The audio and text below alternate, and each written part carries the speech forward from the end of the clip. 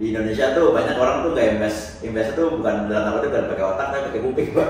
Jadi denger apa gitu kayak oh ini kayak bakal naik nih bro, udah ini kita mau angkat nih jadi investment tuh kayak high school kayak kuliah. Jadi kalau invest atau company biasanya kita nyari bahasanya cewek atau cowok paling cakep di market di kelas yang paling cakep tapi bukan yang ngeselin gitu. Jadi orang tuh bener yang kayak gorgeous banget. Bedanya good investor sama great investor adalah memang good investor tuh ya ngikutin tren aja. Tapi kalau great investor tuh mau market turun sama naik dia bisa konsisten. Dan memang industri tuh semuanya pasti naik turun Pak. Kita lihat ya. Jadi mau industri apapun itu tuh pasti ada pasang surutnya. Kayak misalnya kayak startup juga sempat naik jadi turun.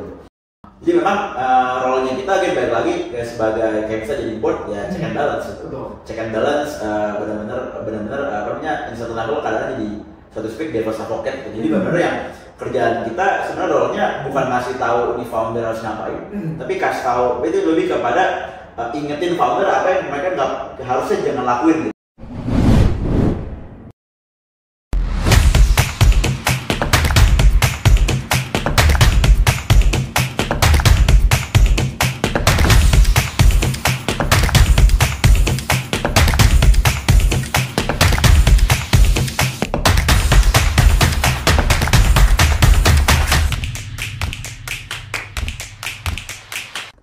Bro Aldi, kita ada pertanyaan lagi nih bro, soal mungkin tadi udah bahas tentang beberapa hal di Indonesia, tapi kita mau lihat bigger picture mungkin Asia Pasifik atau Asia Tenggara. Nah di Asia Tenggara ini kan populasinya 650 juta dan hampir setengahnya itu umurnya di bawah 30 begitu. Bahkan juga katanya TikTok itu penggunanya di Asia Tenggara. Nah kalau bro Aldi ada yang MDI Venture kan gede banget ya. Ada yang invest ke luar Indonesia nggak? Dan kenapa nggak fokus di Indonesia aja kalau memang ada gitu? Jadi memang kita lihat Asia Tenggara tuh lumayan unik Pak. Jadi orang melihatnya tuh Asia Tenggara mungkin awalnya kalau orang yang awam ya, jadi kayak misalnya orang non Asia Tenggara adalah orang US atau Middle East atau orang Europe gitu udah ngeliat Asia Tenggara, oh ini kayak satu kawasan gitu. Padahal sebenarnya kalau kita kan tuh kawasan yang dari berbagai negara. Beda sama India yang 1 billion plus population atau China yang multi billion population ya satu China semua negara gitu, komunium gitu. Ini kan beda-beda, jadi kayak Indonesia sama Singapura obviously beda banget, kayak Thailand sama Filipina beda, gitu. Vietnam sama Malaysia tuh beda gitu. Jadi emang yang kita lihat memang tapi memang ada strategi, kayak kita bedain strategi di negara di ujung-ujungnya, walaupun ada beberapa learning pastinya. For example, kalau kita lihat Indonesia pasti jadi main fokus, maka kita bahasanya itu strateginya Indonesia fokus lah bahasa.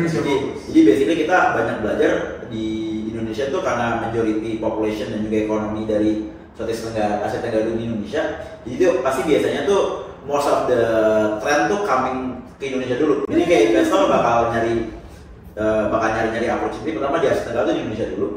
Terutama buat bisnis-bisnis yang bahasa kita tuh namanya tech enabled atau yang basic atau bahasanya tuh internet ekonomi, consumer internet lah. Ini kayak basically intinya sebenarnya bisnis-bisnis yang fundamentally bisnis basic, bisnis fundamental kayak misalnya transportation lah, misalnya keuangan. Tapi memang ada inovasi dari segi kacamata bisnis model melalui teknologi. Jadi itu yang banyak kayak misalnya makan bisnis model kayak Gojek, Tokopedia, yang dulu angkatan awal Traveloka, Bukalapak itu bisnis simple, bisnis basic sebenarnya kayak bisnis travel lah, bisnis commerce. Nah, bisnis biasanya kalau di Indo udah jalan itu bakal replicate biasanya. Akhirnya Vietnam mulai muncul, di Thailand mulai muncul, di Filipina mulai muncul. Jadi biasanya kita strategi kita bagi 3 lah di Asia Tenggara. Jadi memang kita invest di Indonesia fokusnya dulu. Tapi buat company yang memang bahasa kita, dan memang Indonesia fokusnya karena market gede yang lokal banget. Kalau buat company atau bisnis yang menurut kita menariknya kalau gue regional, biasanya tuh mereka pilih atau biasanya tuh regional dan fokusnya biasanya B2B ya. Itu biasanya kita nyarinya di Singapura karena biasanya Singapura tuh jadi kayak regional hub gitu Pak. Jadi misalnya contoh perusahaan kayak L'Oreal gitu. Dia Asia Tenggara hub-nya di Singapura. Dia harapannya kalau misalnya mereka bisa capture beberapa klien-klien di Singapura, mereka bisa expand ke negara lain. Nah kalau negara-negara itu agak mirip juga sama Malaysia di Singapura. Kalau misalnya Sama Thailand ya biasanya tadi kalau Indonesia ada yang jalan biasanya bakal replicate. Oke. Vietnam tuh biasanya, Vietnam agak unik karena dia actually sekarang jadi salah destinasi, terutama kayak manufacturer atau beberapa I think yang related to Tiongkok, Chinese market kan, karena mereka juga dari sisi logistik itu juga jalurnya ada lewat sana dan banyak investor yang bisa bilang mau jadi kayak dalam hal ini di Asia Tenggara di next China lah, jadi kacamata manufacturer dan macam. Jadi kita banyak belajar kayak beberapa selain tren yang dibuat, jadi di Filipina sama Thailand terutama kita bagi example ada beberapa tren yang di Indonesia setahun 2 tahun setelahnya kesana juga. Nah Vietnam tapi agak unik sama juga, Indonesia setahun 2 tahun setelah Indonesia jalan bisa muncul juga di Filipina. Plus biasanya ada beberapa tren yang mirip kayak di China juga bisa implement, karena memang mereka tadi ada banyak kolaborasi atau relation di sana. Jadi memang itu yang bahasanya kita lihat kayak, makanya tadi balik lagi kita lihat banyak centernya itu kalau kita kuat di Indo, enaknya kita bisa replicate some of the opportunities atau thesis kita bahasanya ke negara-negara lain with some fix lokal lah. Jadi itu yang biasanya makanya kita lihat kita jadi ada opportunity buat invest ke negara lain karena banyak learning yang kita dapat di Indo dulu. Jadi kita bisa invest dalam artian similar company di negara tetangga gitu sih. I see. Wow, menarik banget ya. Jadi Asia Tenggara itu sangat beda-beda ekonominya seperti yang bilang Bro Aldi, dan kita bisa melihat tren udah muncul di negara satu, replicate di negara lain. Bro Aldi, kalau misalkan itu tadi kan butuh pemahaman yang luas ya, butuh sumber informasi. Ada nggak sih di Arise gitu semacam ritual untuk misalkan baca koran tiap hari atau Bloomberg gitu atau apa gitu untuk memastikan kita ini at the cutting edge gitu ya, untuk setiap opportunity gitu. Kalau Bro Aldi boleh nggak kasih tips untuk skill dikit nih? Wah, thank you banget nih Pak, saya suka banget pertanyaan ini karena kita believe kayak Pak Mara bilang, investment tuh all about bahasa kita namanya asymmetric information lah. So about information. Jadi kalau kayak ya for lack of better word, baik lagi di Indonesia tuh banyak orang tuh nggak invest tuh bukan dalam arti bukan pakai otak tapi pakai kuping Pak. Ya denger apa gitu kayak oh nih kayak bakal naik nih bro. Ya kita mau angkat nih jadi banyak salah. Nah emang secara praktikalnya kayak kesannya nggak oke, tapi sebenarnya nggak salah. Jadi balik ke filosofinya tadi, memang kita believe information is which is basically data is the oil, information is our weapon lah. Dimana emang makanya kita strateginya kita bahasanya kita we call ourselves a thesis driven investment fund. Jadi kita dari kita seperti discuss visi lain banyak kan lihat orang, saya unfortunately lihat ide dulu. Betul. Jadi memang tim kita saya selalu bilang sama tim, saya nggak nyari good deal. Bisa orang nyari itu, jadi kerjaan visi biasanya gini Pak. Saya kerjaan tuh selama 90% ketemu orang, which is basically bahasa nyari deal. Jadi ketemu orang sebanyak mungkin, banyak harapan nanti ada yang pitching ke saya review company-nya, kalau saya suka saya invest, kalau saya nggak suka saya pass gitu. Tapi biasanya kan decision making pas sama invest tuh simply mungkin karena company banyak banget dan bisa beragam banget dan saya nyadar otak saya nggak nyampe lah, saya nggak sepintar orang lain kayak ketemu company misalnya saya kelas satu company di keuangan satu tiba-tiba ngapain misalnya kayak Abri tadi atau misalnya satu lagi ngerjain logistik, saya juga nggak seperti semua gitu. Jadi pasti ada hal yang saya miss. Jadi ya saya bilang sama tim, saya nggak mau ketemu banyak company banyak-banyak. Saya pinginnya teman-teman mau saya juga build great thesis dulu. Saya pengen tahu kita nyari dulu ide yang mau kita menarik apa sih. Jadi kita spend a lot of time tuh benar-benar. Jadi kita belajar di combining multiple practice lah. Jadi kalau sebenarnya practice kayak gini di aset lain tuh udah lumayan common. Kita kayak hedge fund tuh, mereka basically tiap hari tuh ada thesis yang mereka pitch. Misalnya, hari ini kita nge-short USD karena kita tuh kayak, hari ini kita beli junk bond di negara ini atau company ini karena mereka udah punya knowledge yang kita beli aja. Jadi makanya kerjaan saya malah sebenarnya 90% ketemu orang. Tadi saya ngobrol sama Pak Mura, saya nanya, di prakerja ada informasi apa?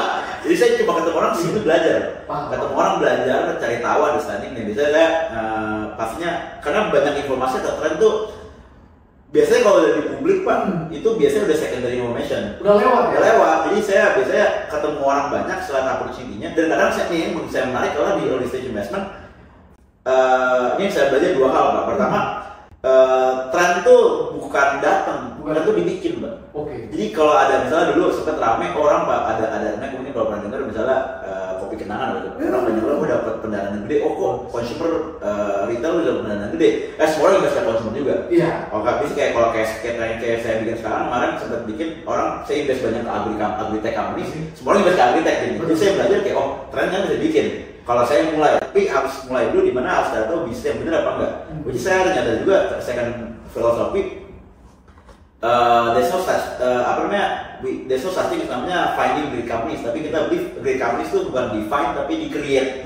Jadi kita benar-benar early banget ketemu founders, kadang-kadang biasanya atau company belum ada ide, kita bantuin mereka shape up the ideas. Mereka mungkin kadang cuma sendiri, kita ngeliat kayak butuh bantuan founder, kita tambahin founder lain. Mungkin kalau misalnya kayak dia butuh connect sama certain network, kita connect sama networknya biar bisa mulai company-nya lebih foundation lebih kuat. Jadi balik lagi kalau ritual kerjaannya basically tadi terus belajar.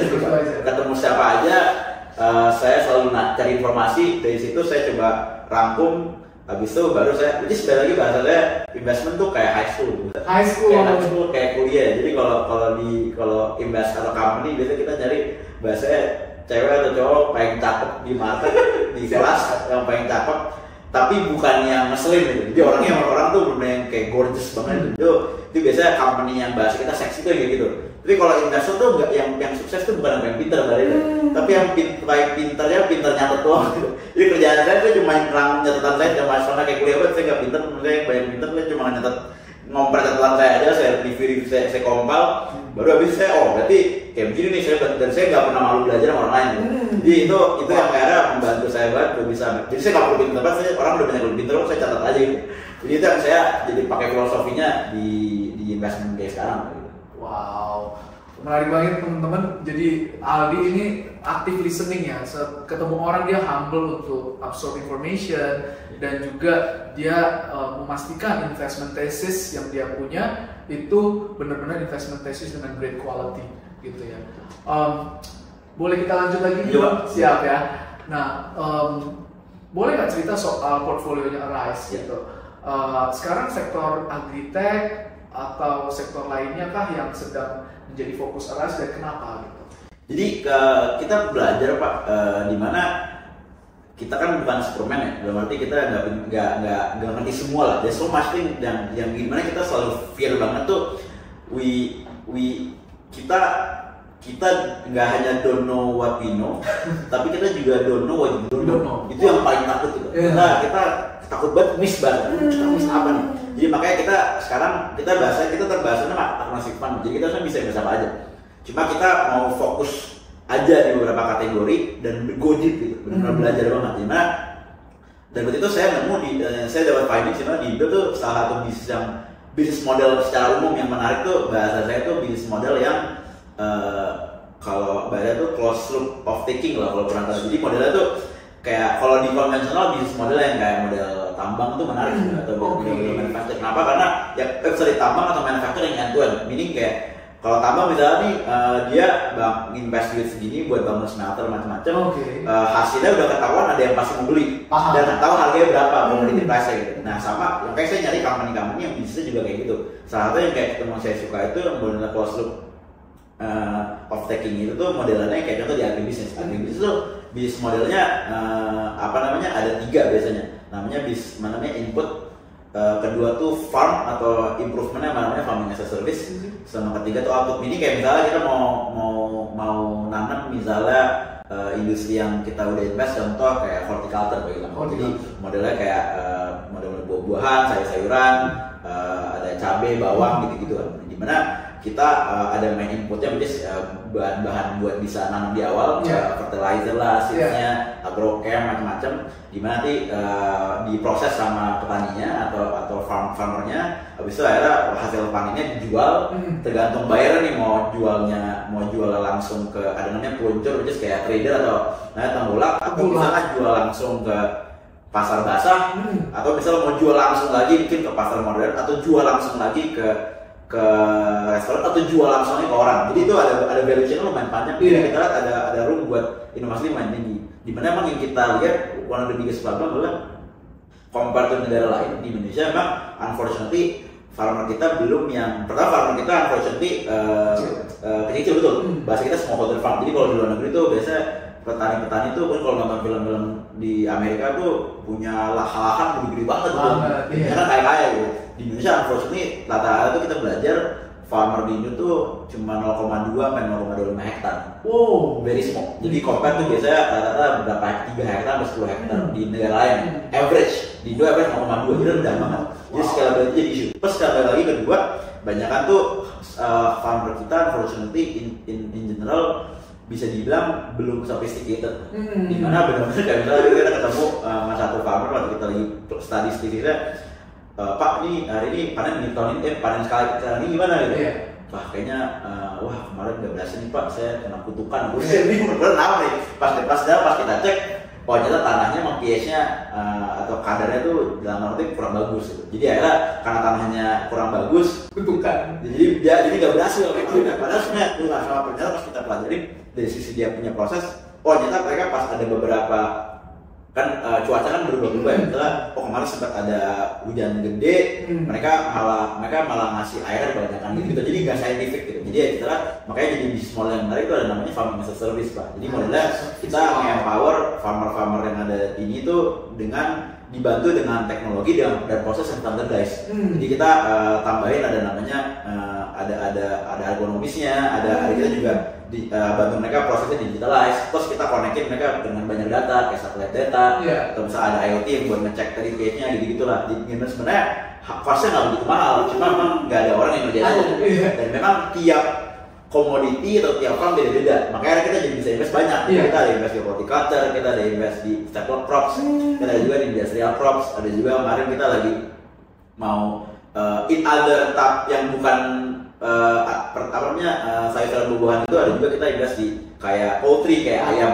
Ada juga yang tadi kalau juga punya kayak aquaculture itu kayak shrimp, kita lagi ngeliatin satu yang di marine farm yang buat kayak tuna, tilapia gitu. Jadi dan itu beda-beda modelnya. Jadi kita lihat ada opportunity buat nggak one size fits all, jadi kita bisa invest banyak. Nah itu tapi itu kita belajar kalau kita nggak go deep benar-benar really understand the business sebelum kita invest, we may not know that this is actually the opportunity. Karena banyak kan kalau investor bahasanya ATM Pak, mati biru modifikasi. Doang. Padahal di Indo banyak opportunity yang bahasa kita benar-benar home ground gitu, yang emang benar problemnya ya cuma di Indo doang.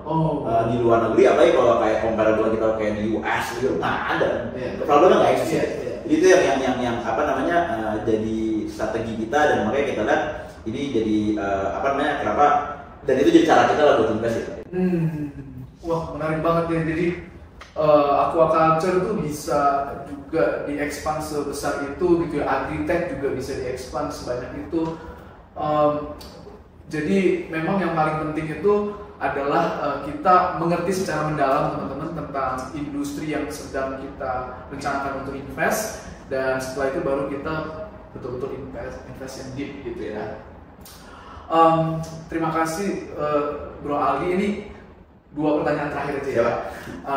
Pertanyaan selanjutnya nih Bro, kemarin aku ngomong sama Gerdinto Pakpahan, dia di Pintu, ya. Kemudian ada juga dari teman dari Reku gitu ya, Reku di kripto, Bro, di industri kripto. Nah dulu kan industri kripto ini hype banget ya. Ada Web 3.0, blockchain, NFT. What's happening? Is there like aku sih berusaha untuk mencari value dari kripto ini sehingga bisa invest gitu. That's sekarang itu kok makin turun itunya ya, semacam euforianya untuk kripto. Gimana menurut lu? Mungkin kalau saya step back Pak, secara umum tuh industri memang ini makanya yang selalu kita believe, makanya bedanya good investor sama great investor adalah memang good investor tuh ya ngikutin tren aja. Tapi kalau great investor tuh mau market turun sama naik dia bisa konsisten, dan memang industri tuh semuanya pasti naik turun Pak. Kita lihat ya, jadi mau industri apapun itu tuh pasti ada pasang surutnya lah. Kayak misalnya kayak sekarang juga sempat naik jadi turun. Nah kalau crypto case-nya memang bisa dibilang ada fase bahasa namanya bull market kan Pak. Di terutama tahun 2020. Memang ini agak unik karena waktu itu memang banyak ada tren di mana banyak new investor yang rushing ke crypto pas lagi 2020, terutama memang anak-anak muda yang memang by nature unfortunately bahasanya tuh suka yang namanya instant gratification loh. Karena mungkin bedanya mungkin kalau zaman angkatan saya sama Pak Mora dulu misalnya mau beli apa-apa ya saya suka mau beli makanan gitu saya ke depan ke warung gitu mau beli ya mungkin butuh waktu 30 menit. Sekarang kalau orang mau beli ya tinggal pakai GoFood, tinggal pakai GoMart dan macam. Jadi instan semua maunya serba instan lah. Jadi memang kayak kita jadi termasuk juga mau kaya itu ya mau cepat. Jadi orang melihat kripto tuh memang nature-nya memang karena memang modelnya decentralized mostly ya. Jadi kayak nggak ada yang kan kalau di Indo misalnya ada yang naik tinggi banget atau jatuhnya tinggi banget kan ada yang nahan namanya ARB kalau di saham. Berarti kan nggak ada gitu. Jadi kalau volatility tinggi banget tapi kalau lagi cuan banget kalau lampunya lagi tutup banget. Nah, itu dan karena apa premis plus sama aja malah lagi COVID yang saya tahu orang banyak nggak tahu ngapain ya, jadi ya udah mereka dalam tanda kutip main kripto itu ditambah memang ada beberapa katalis yang kita lihat tadi kayak Web3 misalnya berarti yang orang metaverse lah karena COVID tadi plus sama memang dari sisi kacamata beberapa katalis kayak beberapa regulator itu udah mulai adopting kripto jadi akhirnya memang kripto akhirnya waktu itu lagi booming banget terutama 2020 sampai 2021 akhir lah currently. Nah 2022 unfortunately memang karena memang makanya saya believe tuh memang saya belajar ya building company itu memang nggak gampang dalam arti kayak bener dan growing too fast tuh mungkin tadi bahasa Pak Mora blitz scaling tuh mungkin nggak buat semua orang kadang-kadang karena challenge-nya pas company growing too fast mungkin mereka foundationnya nggak kuat dan foundation tuh gak cuma foundation secara bisnis ya, tapi dari sisi kacamata governance, compliance, culture itu tuh belum tentu bakal potensi bisa crumble. Dan itu memang yang mau jadi biggest issue adalah dari sisi kacamata trust ke market ada banyak company crypto yang jalan runtuh kayak betul ada mungkin nggak ada sesuai fraud ya ada yang fraud ada juga yang simply bahasa kita governance-nya nggak bagus buat mereka mungkin itu nggak masalah tapi kalau company managing multi-billion dollar ya harusnya nggak kayak gitu manajernya makanya banyak kayak gitu penting. Dan memang unfortunately banyak kan manajemen company ini memang mudah banget dan to be honest mostly background-nya juga unik-unik gitu bukan yang pernah corporate gimana unik anak umur mungkin 21 tahun drop out bikin company atau bikin crypto action 20 dinar gitu. Jadi memang dan timnya juga muda semua loh. Jadi belum nggak ada gray hair yang bisa kasih mereka govern atau wisdom lah. Jadi memang kita itu yang jadi one biggest trigger adalah banyak company yang tadinya reliable di market unfortunately crumble dan mereka gagal. Dan itu benar-benar yang cepet banget Pak. Misalnya dia market cap hampir $100 billion dalam seminggu hilang gitu. Banyak banget itu nggak cuma 1-2 itu kan ngeri banget jadi ada banyak itu akhirnya jadi ada trickle down effect ya jadi ada distrust dan itu tuh bahkan dalam macam-macam gak cuma company-nya investor kan kredibel investor itu yang terkenal yang investor pertamanya Facebook lah investor pertamanya Apple itu tuh pada investor semua atau bahkan ada beberapa government entity kayak misalnya contoh Temasek invest ke FTX juga gitu just perusahaan-perusahaan yang kredibel atau beberapa perusahaan keuangan kredibel invest gitu. Jadi ada banyak mistrust ke market lagi ini kayaknya ada isu di marketnya jadi akhirnya karena sentimen yang berubah ada market trustnya atau company jadi turun akhirnya implikasinya banyak pengetatan dari sisi regulasi tapi memang kita lihat kalau dari kacamata saya ya lihat itu emang cycle-nya namanya juga industri baru pasti memang banyak kesalahan ya unfortunately mungkin kalau ada yang jadi korban ya itu unfortunately memang part of the journey lah ya termasuk juga saya agak kembar dikit gitu ya saya juga sempat ada yang beban tapi memang kalau ngomongin jangka panjang kita lihat kripto kan kripto sebenarnya yang bikin paling menarik adalah yang orang bilang itu this is potentially can be the new internet dimana protokolnya tuh blockchain itself terutama itu allows us to really be able to doing a lot of decentralized activities. Jadi kita nggak perlu intermediary lagi. Jadi kalau kayak dan mungkin for the extreme ya mungkin kita nggak butuh regulator.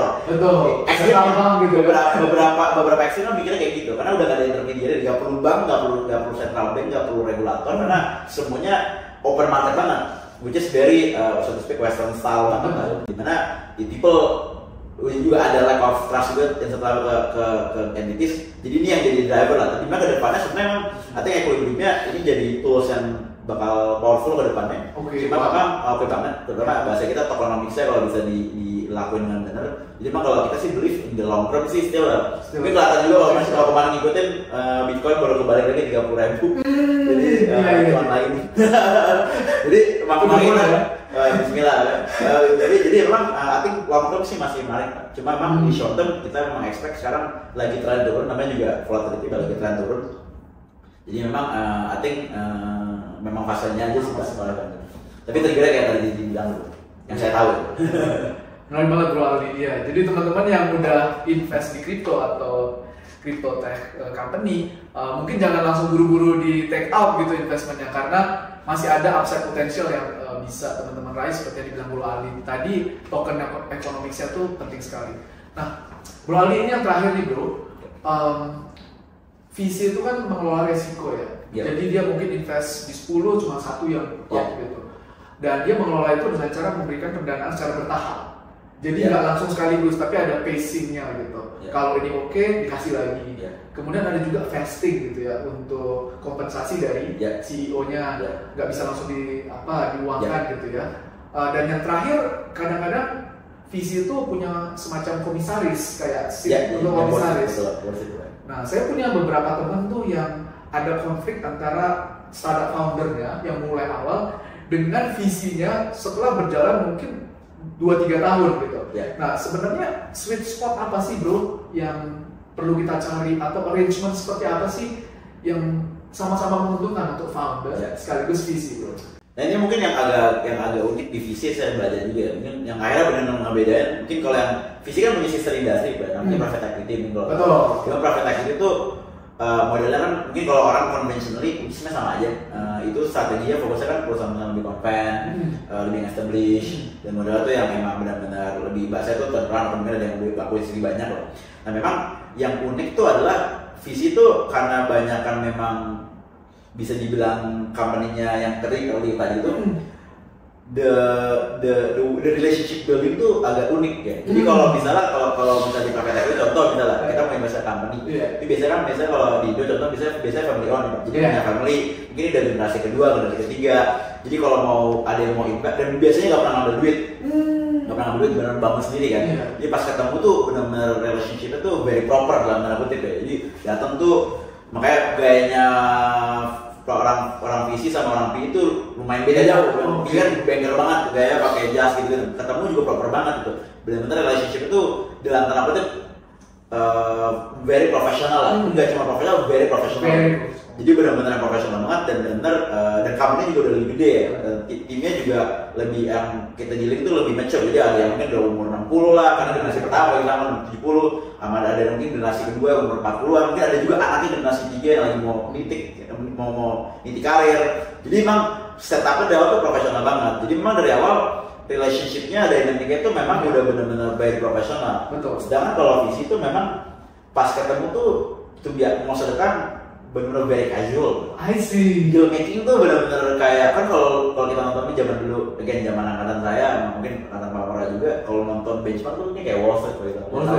Yang Wall Street film pertama gitu, yang apanya Gordon Gekko gitu, benar-benar yang very formal banget ketemu. Atau misalnya kalau pernah ada film yang tentang biopicnya KKR yang Barbarians of the World, Barbarians at the Gate, itu dia basically benar-benar formal banget lagi mau invest ke company gitu. Kalau visi tuh, kalau mungkin nonton filmnya juga ada namanya Silicon Valley, atau kalau yang Korea temen-temen nonton namanya startup ya Korea, itu kan very formal, itu lumayan, bahkan actualnya lebih formal lagi.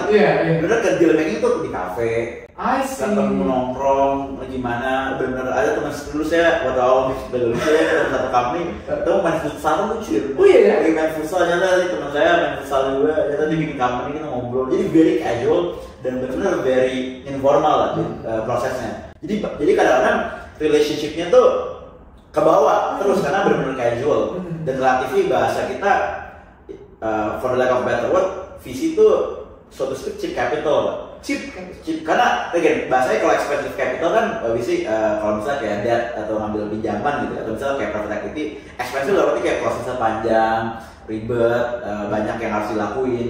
Kalau visi itu relatif unfortunately market standard itu bahasa kita check capital, artinya kayak kita ada beberapa visi bahkan ketemu company 15 kali ini selesai ketemu langsung di offer kasih 5.000, kasih 1 juta, itu cepet banget. Jadi itu ada yang kayak gitu, saya sih kayak gitu. Kayak gitu. Ada yang kayak gitu, ada yang kayak sekarang gitu. Dan unfortunately itu somehow jadi golden standard. Jadi dapetin duit tuh kayak gampang banget dan certain level ya. Itu ada certain level dulu sempat yang titiknya pemikiran kayak gitu.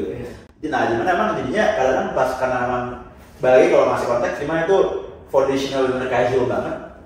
Dan biasanya tuh even misalnya visi minta board karena company masih kecil anyway, boardnya juga nggak benar-benar applicable bahasa. Jadi karena kan ya company masih bisa 5 orang, ngapain ada board meeting gitu? Ya udah meeting ngobrol lagi aja. Cuma ada board ya udah itu for the sake of ada board aja lah.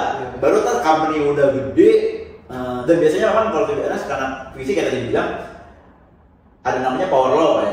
Jadi ada teori namanya power law. Jadi kayak tadi basically dari 10 company itu tuh most likely 9 mati, 1 tuh bakal nggak cuma nutupin the whole investment tapi the whole portfolio. Jadi jadinya dulu memang by nature visi tuh bahasanya benar-benar high risk return banget pak. Jadi benar-benar how to mitigate the risk basically ya by making more money gitu. Iya agak lucu gitu. Jadi emang benar dan memang kadang banyak orang banyak sih. Jadi benar-benar making more. Jadi maka governance atau kayak kontrol ke company itu lumayan minim dulu. Jadi memang pas company udah gede, turns out ya namanya juga bisnis ada pasang surut, visinya juga jadinya kaget gitu, kenapa begini gitu. Nah tapi balik lagi kalau saya lihat sih memang kedepannya memang yang ini kita juga masih exercise terus itu kita benar-benar harus posisi dari awal tuh casual oke. Tapi memang kita bahasanya tuh selalu puas sendiri tuh mungkin nggak necessarily jadi teman, nggak necessarily jadi kayak investor banget, tapi kita selalu bilang bahasa kita jadi sparring partner lah. Jadi memang role-nya kita balik lagi kayak sebagai kayak bisa jadi board ya check and balance. Check and balance benar-benar apa namanya di satu level kadang jadi satu speak devil's advocate. Jadi benar-benar yang kerjaan kita sebenarnya role-nya bukan ngasih tahu ini founder harus ngapain, tapi kasih tahu itu lebih kepada ingetin founder apa yang mereka nggak harusnya jangan lakuin gitu. Atau misalnya ingetin mereka hal-hal yang mereka perlu consider. Tapi decision making memang kita pasti bagi mereka. Tapi seenggaknya kita bantuin mereka shape up. Terutama kan kita udah pernah lihat banyak other companies, kita banyak case ya terus kan ini harapannya kita bisa kasih. Orang itu guys kita bisa connecting with the right person buat mereka bisa belajar juga gitu. Jadi memang itu yang kita sih kalau yang kita belajar ke depannya memang nature-nya tuh harusnya itu harus dari awal bisa dibiasain, dimana memang bentuknya tuh bahasa kita sparring partner gitu. Dan memang harusnya bahasa itu dibiasain itu penting karena kadang-kadang tuh visi banyak kan mungkin 2 tahun pertama nggak pernah ngecek atau company gede atau ada masalah dikit, juga langsung di-start gitu kan. Dan setelah mungkin juga nggak fair karena company-nya ya nggak 2 tahun lalu nggak pernah kayak gitu, coba gini. Itu yang itu memang perlu makanya kita believe banget namanya early stage investment awal karena kita ingin set the right foundation dari awal. Karena kalau kita invest belakangan, kita mau implement those things, kok lu ribet banget sih ini? Kayak investor gue kemarin nggak kayak gini. Itu kan ribet ya. Kalau kita dari awal, kita set dari awal, mereka udah ngerti this is the standard dan mereka juga biasa. Jadi makanya kita biasa lebih prefer awal banget biar benar-benar bisa bantu dari awal. Jadi sebaliknya mungkin kalau pertanyaan awal, oke saya lebih suka early daripada late. Karena early itu enaknya company-nya kan masih kecil banget. Orang masih dikit. Jadi kalau kita mau dalam kata-kata mutak-mutik nge-shape the company itu lebih gampang. Dan kalau company udah kegedean tuh udah ribet karena bisa kita merubah dikit impact-nya tuh ke 50 orang, ke 200 orang. Itu painful lah. Kita belajar tuh dan itu lebih challenging gitu. Buat merubah. Karena makanya gede. Jadi makanya kita lihat ini foundation di awal tuh penting di mana nature-nya memang harus bahasa kita jadi sparring partner gitu. Bukan jadi teman atau cuma jadi bos atau investor doang gitu. Wah keren. Wah teman-teman kita banyak banget ya dapat insight ya dan ide-ide yang luar biasa dari Bro Ali ini. Tadi yang terakhir jangan lupa bahwa visi venture capital dan juga startup founder itu adalah sparring partner. Jadi mungkin teman-teman yang sedang mencari pendanaan nanti bisa Arise mau cari sparring partner yang luar biasa seperti Bro Ali ini, silakan kirimkan proposal investasi ya Bro Ali. Jadi teman-teman, thank you untuk ngikutin YouTube channel ini. Makasih Bro Ali untuk datangannya. Thank you waktunya. Sukses terus, sehat terus Bro. Thank you Pak. Siap. Thank you Pak. Terima kasih teman-teman. Tadi Bro Ali sudah cerita banyak tentang hal-hal yang penting dalam dunia venture capital. Semoga ini bisa menjadi pembelajaran yang bagus untuk teman-teman dan saya juga. Dan semoga teman-teman bisa semakin mampu mengambil keputusan ke depannya. Oke teman-teman, jangan lupa subscribe, komen, like, dan share video ini jika kamu suka. Sampai jumpa di pertemuan berikutnya. Bye-bye.